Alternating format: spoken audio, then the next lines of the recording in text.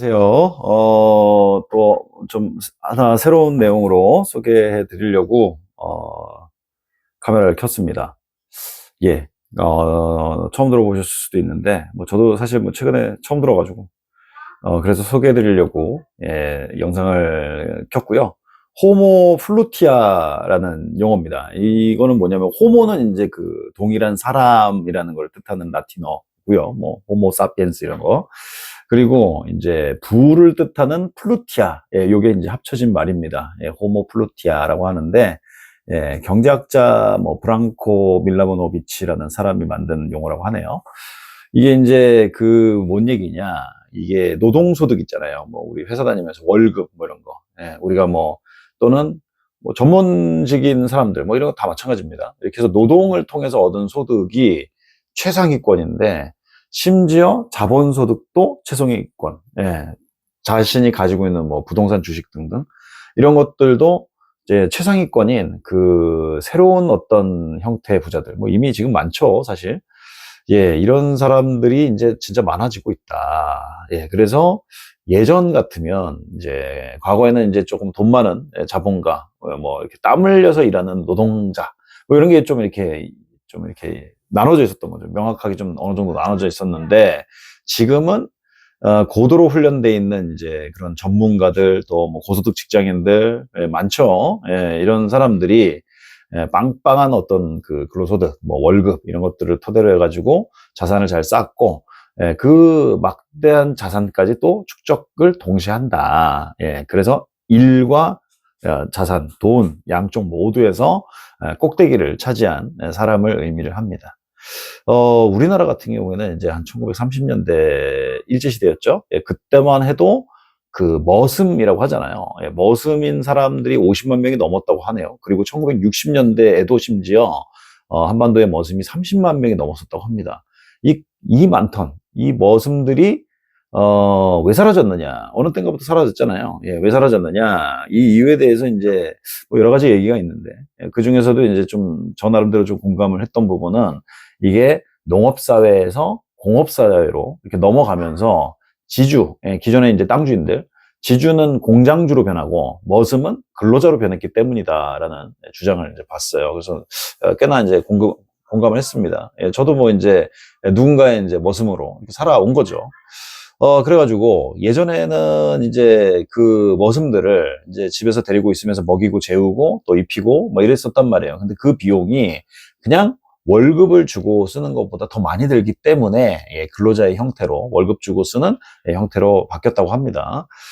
그래가지고 이 이제 또 머슴들 중에 이제 머슴들이라고 하니까 조금 뉘앙스 좀 그렇긴 한데, 근로자들 중에 머슴, 옛날 같았으면 머슴들 중에서도 특히 뭐 사람을 뭐 이렇게 좀 잘 부리는, 머슴이 머슴을 또 부리는 역할을 하는 머슴들이 있잖아요. 이런 사람들은 이제 그 마름이라고 부르지 않습니까? 우리 뭐 예전에 그 드라마 중에 JTBC에서 나왔던 거, 그 재벌집 막내 아들 뭐 이런 거 보면은, 야, 누구의 마름이 뭐 어쩌고저쩌고 이러면서 얘기들 대사에 있었어요. 그때 저도 이제 마름이라는 그 표현에 이제 굉장히 이렇게 막 약간 괜히 왜 꽂혔는지 모르겠는데, 그때 확 꽂혔던 기억이 납니다. 그랬는데요. 이런 이제 뭐 마름과 같은 사람들도 있고 굉장한 전문가들도 있고 해가지고요. 이런 아주 일부 근로자들이 굉장히 고소득의 이 근로자로 일을 하고, 그 외에 대부분의 이제 근로자들 같은 경우에는 자본, 이제 그렇게까지 높은 소득은 아니기 때문에 이 자본의 소득, 뭐 자산의 소득 증가 속도를 보통은 따라갈 수가 없다고 합니다. 그리고 그 속도 차이 때문에 점점 더 자산을 갖고 있는 그 수준이, 차이가, 갭이 점점 벌어진다라는 거를 아마 이 영상을 보시는 모든 분들 다 아실 거고, 저 역시도 그렇게 알고 있습니다. 그러다 보니까 이런 이제 그 안에서도 굉장히 높은 소득을 바탕으로 자산을 계속적으로 키워가는 이런 호모 플루티아, 이런 사람들이 이제 자꾸 많이 점점 늘어나면서 이게 이제 약간 대중적으로 많이 퍼진 거죠. 그래서 요즘 구성원들은 이 과거처럼 어떤 평생 직장이나 승진 뭐 이런 것 자체를 어떤 맹목적 목표로 삼지를 않습니다. 이들의 어떤 뭐 겉으로든 또는 내면으로 어떤 궁극적인 지향점, 뭐 그러니까 100%는 아니겠습니다만은 많은 이들이 이 호모 플루티아가 되는 싶어하는, 예, 이런 거죠. 뭐 저도 마찬가지입니다. 예, 빨리 바짝 벌어서 예, 좀 자유로워지고 싶다. 뭐 노동 안 하고 싶다. 뭐 이런 생각을 할 때가 당연히 있습니다. 저도. 예, 그래서 직장의 경우는 바로 이 자신의 노동의 가치를 더 높여서 더 많은 수익을 올리고 자본을 점점 계속 축적을 해서 자본의 소득을 늘리기 위한 아주 중요한 베이스 캠프가 되는 것입니다. 따라서 이제 리더 입장에서 단순히 요즘 구성원들은 충성심이 너무 부족하다 이렇게 서운해할 것이 아니라 이들이 직장을 자신의 가치를 극대화하는 그러한 무대로 삼고 있다라는 이러한 좀 시대적 흐름을 좀 이해할 필요가 있다. 이런 말씀을 드리고 싶고요. 결국은 자신의 몸값, 그러니까 바로 노동의 가치를 올려줄 수 있는 그런 확실하게 올려줄 수 있는 환경에서 구성원은 당연히 가장 몰입할 수밖에 없다. 따라서 이제 과거에는 이런 뭔가 과거를 짚어내는 어떤 수동적인 성과 평가 뭐 이런 것만으로는 이들을 동기부여하기가 쉽지 않다. 뭐 너는 S야, B야, 뭐 C야 이런 식으로 하는 것들은 한계가 있다. 자, 그래서 이제 어떻게 리더십을 발휘하면 좋을까? 이 조직에 대한 어떤 충성심이 사라져 있는 이 빈자리 같은 경우에는 결국은 자기 자신에 대한 어떤 충성심으로 채워질 수밖에 없습니다. 그래서 이제 리더는 구성원들에게 회사에 뼈를 묻어라가 아니라 여기서 일하면 어딜 가도 환영받을 수 있는 사람이다라는 것을 사람이 된다라는 것을 이제 증명을 해줘야 된다라는 것이죠. 그래서 나와 함께 일하는 것이 본인의 어떤 가치를 높여줄 수 있는 그런 일이다라는 것들을 많이 증명을 해줘야 됩니다.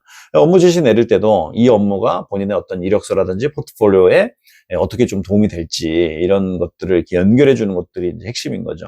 이 프로젝트를 갖다가 뭐 성공적으로 마치면 향후에 진짜 어떤 시장에서도 통하는 A급 협상 스킬을 갖게 된다. 뭐 이런 식으로 명확한 어떤 커리어 비전을 제시를 해주는 게 필요하고요. 뭐 예를 들면 업무 지시할 때 이 프로젝트가 성공적으로 끝나면 이력서에 땡땡 분야의 어떤 주도적인 수행 경험이라는 어떤 강력한 한 줄이 추가될 수 있다. 이런 식으로 명확히 짚어주는 것이 좋다라는 것입니다.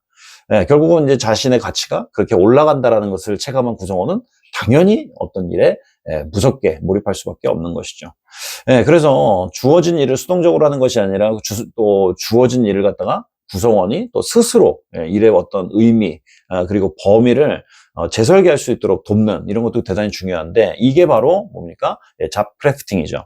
예를 들면 단순히 뭐 이렇게 데이터 입력 업무를 맡은 구성원한테 이 업무는 향후 데이터 분석 전문가로 성장하기 위한 뼈대 작업이다. 이런 식으로 재정의해 주시는 게 지금의 이 상황에서 지금의 호모 플루티아가 굉장히 많아지고 있는 상황에서 좀 필요한 어떤 리더십의 한 방향이 아닐까 이런 생각을 하면서 한번 영상으로 전해드립니다. 예, 경청해 주셔서 고맙습니다.